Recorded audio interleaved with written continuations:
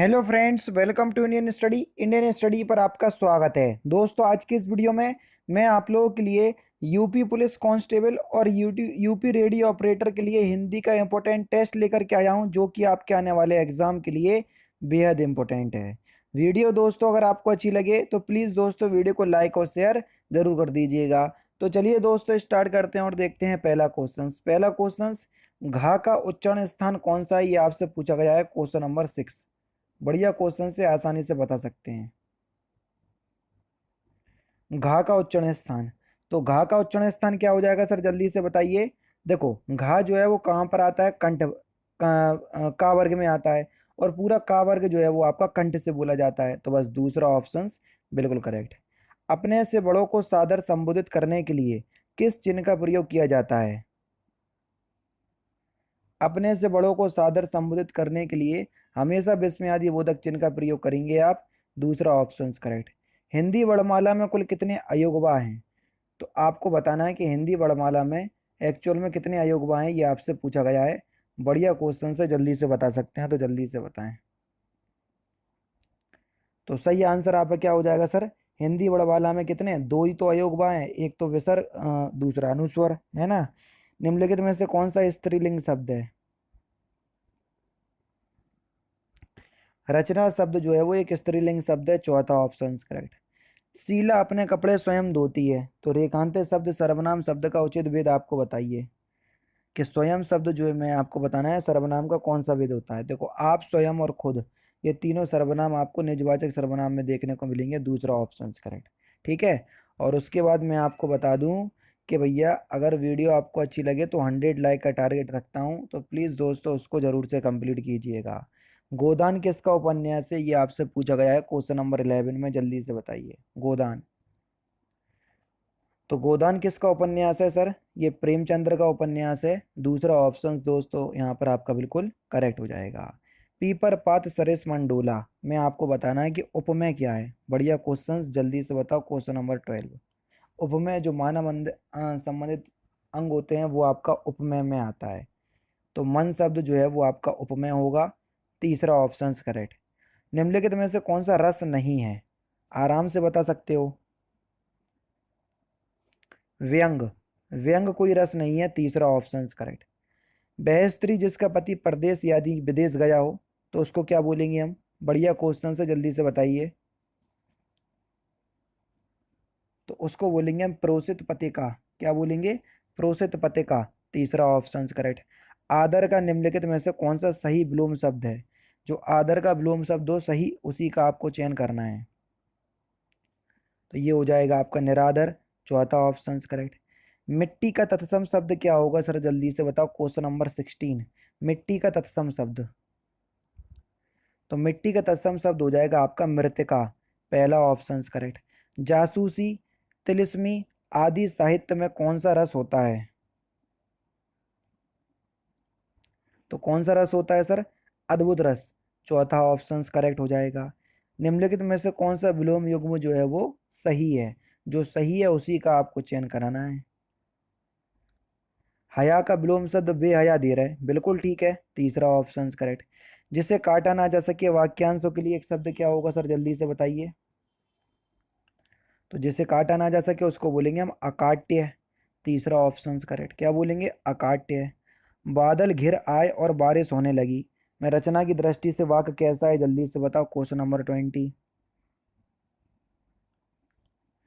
बादल घिर आए और बारिश होने लगी में कौन सा वाक्य है?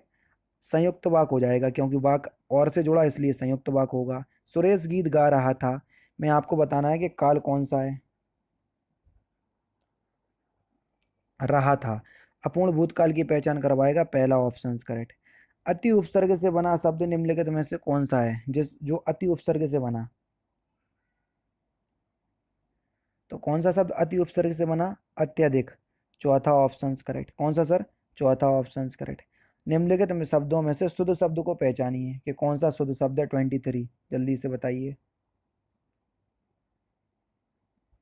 आजीविका एक शुद्ध शब्द है।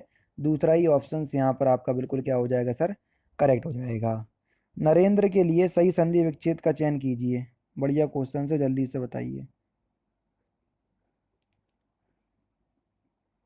तो सही आंसर आपका क्या हो जाएगा सर? नर प्लस इंद्र। और कौन सी संधि होगी सर, जल्दी से बताइए। दूसरा ऑप्शन करेक्ट। और संधि कौन सी हो जाएगी? नर प्लस इंद्र में गुण संधि का नियम लग रहा ना कि नहीं लग रहा? तो नरेंद्र में आपकी कौन सी संधि हो जाएगी? गुण संधि। वीर के लिए सही पर्यायवाची वाले शब्दों की पंक्ति को चुनना है, जल्दी से बताइए। तो आपका जो सही आंसर हो जाएगा वह क्या हो जाएगा सर, क्वेश्चन नंबर 25 में? ऑप्शन नंबर ए, सूर, योद्धा और बहादुर। निम्नलिखित में से विदेशी शब्द को पहचानिए, कौन सा विदेशी भाषा का शब्द है? तो आपका जो सही आंसर हो जाएगा वह हो जाएगा आपका अलमारी। अलमीरा देखो इंग्लिश में लिख सकते हैं आप इसको, इंग्लिश में भी लिख सकते हैं। तो ये विदेशी भाषा का शब्द है। उस काल मारे क्रोध के तन कांपने लगा उनका, मानो हवा के जोर से सोता हुआ सागर जगा। मैं आपको बताना है कि कौन सा अलंकार है। तो यहाँ पर आपका उत्प्रेक्ष अलंकार होगा। ये लिखा जनऊ, जानो, मनो, मानो, ये सभी शब्द आ जाए ना, तो ये उत्प्रेक्ष अलंकार की पहचान करवाते हैं। किस अलंकार की? उत्प्रेक्ष अलंकार की। तो बस पहला ऑप्शन करेक्ट। बसंत तिलका छंद के में कितने वर्ण होते हैं? चूंकि ये एक वाणिक छंद है इसलिए आपसे वर्ण पूछे हैं, तो जल्दी से बताओ। तो सही आंसर हो जाएगा बसंत तिलका छंद में कितने वर्ण होते हैं? 14 वर्ण। दूसरा ऑप्शन करेक्ट हो जाएगा। समानार्थी शब्दों की दूसरी जोड़ी आपको बतानी है, सॉरी कौन सी जोड़ी सही नहीं है समानार्थी शब्दों की, ये आपसे पूछा है, तो जल्दी से बताओ। तो आपका सही आंसर क्या हो जाएगा दोस्तों?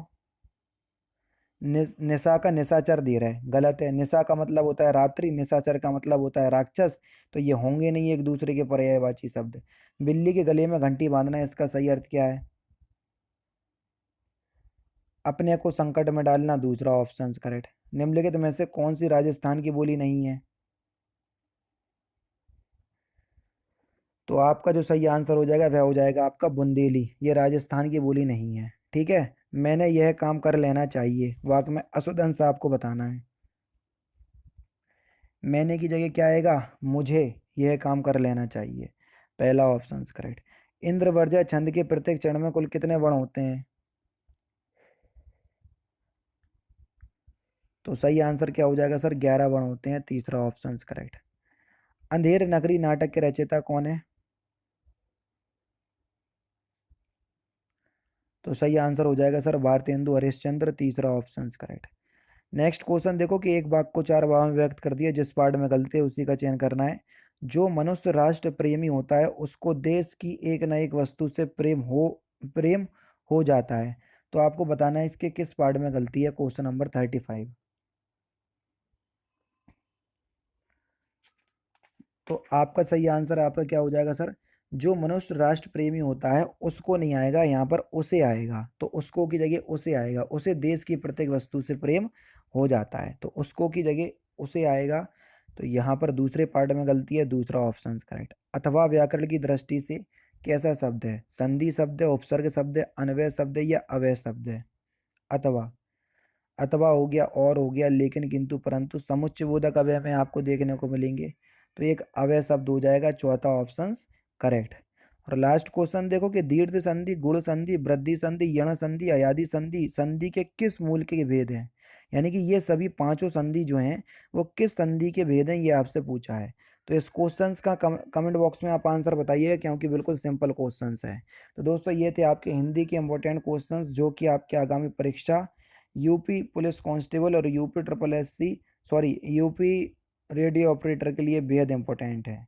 वीडियो दोस्तों अगर आपको अच्छी लगे तो प्लीज़ दोस्तों वीडियो को लाइक और शेयर ज़रूर से कर दीजिएगा।